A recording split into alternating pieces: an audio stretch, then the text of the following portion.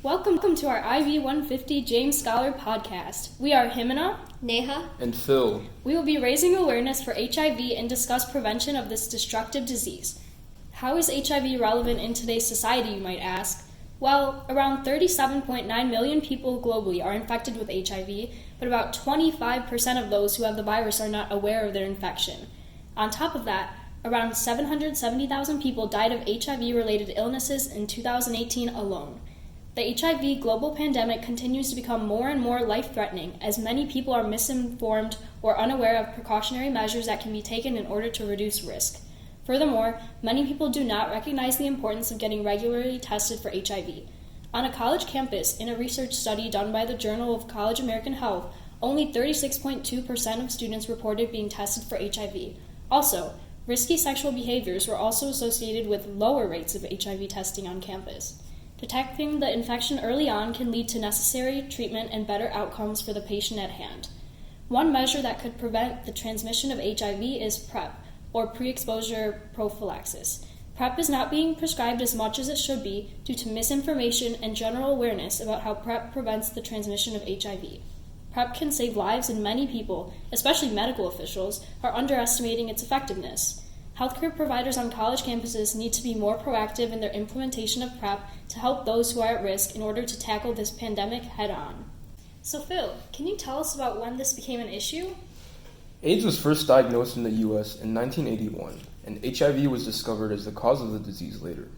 We have come a long way in developing treatments and research with HIV, and nowadays we have a much better understanding of how HIV functions and spreads, and also how to protect against it. This has allowed for people who contract HIV to live much longer lives, and has drastically reduced the spread of HIV from its onset in the U.S. Unfortunately, despite these advances, there's always been much misconception and lack of knowledge surrounding HIV within the general public. Part of this can be attributed to HIV being seen as mostly a sexually transmitted disease, or one that mainly affects drug users and men who have sex with men. When AIDS first became a major problem in the U.S., most labeled it a gay disease, due to it predominantly being spread among the gay community at the time. While later it became clear that anyone could contract HIV through bodily fluids, many still associate HIV and AIDS solely with the gay community, or stigmatize those affected by the disease. The WebMD website lists some of the many misconceptions, which include statements such as, HIV can be spread through blood in mosquitoes. I don't need to worry about HIV because drugs will keep me well. If I'm getting treatment, I can't spread the virus, and much more. There's also a lot of false information circulating on the internet regarding treatments and preventative medicine, hindering people from taking the treatment they need. An article by Amy Nunn on Clinical Key mentions that many at-risk populations remain suspicious of the efficacy and adverse side effects associated with many current HIV treatments, specifically with PrEP. This suspicion comes partly from Facebook legal advertisements that suggest PrEP medication has caused major problems in patients, such as kidney failure. While this has not been proven, these misconceptions form a major barrier in getting PrEP medication to those who need it the most. Because of these misconceptions, we decided to interview some people on our own college campus as part of our public outreach project. When asked about what HIV is, one student responded, Wow, I'm suddenly forgetting. I want to say it's human something virus. Another student was unsure of the difference between HIV and AIDS. I guess HIV is not as severe as AIDS, but that's so much, as much as I know.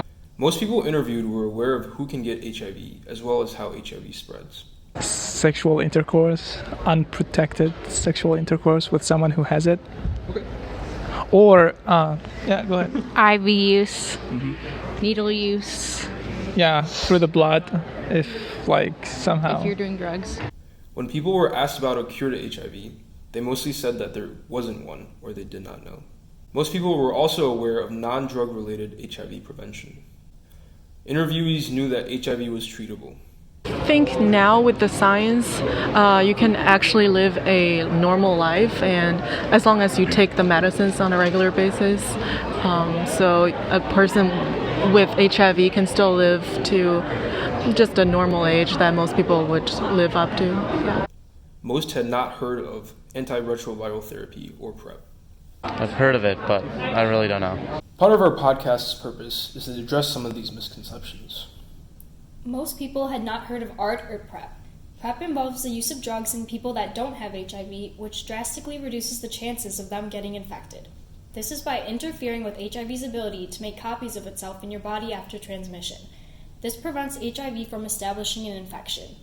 PrEP is a preventative measure that has a 99% effectiveness rate when taken daily.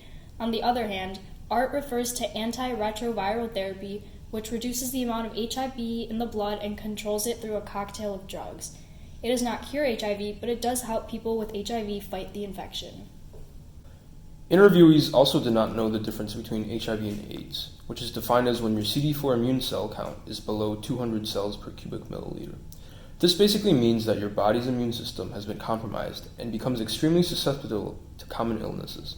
Diseases like the common cold could become major issues, and those with AIDS usually die of other typically treatable illnesses. However, most people did know how HIV was transmitted, such as an infected mother giving birth to a child or through sexual intercourse. And they also knew that with treatment, people with HIV can live normal lives. So after seeing what some of the common misconceptions on our college campus were, we decided that we should move forward to how further research in biology can contribute to solutions of HIV. Further researching the mechanisms of HIV infection can lead to an actual cure for HIV. Currently, research labs, including the one I'm in, are trying to understand HIV's latency.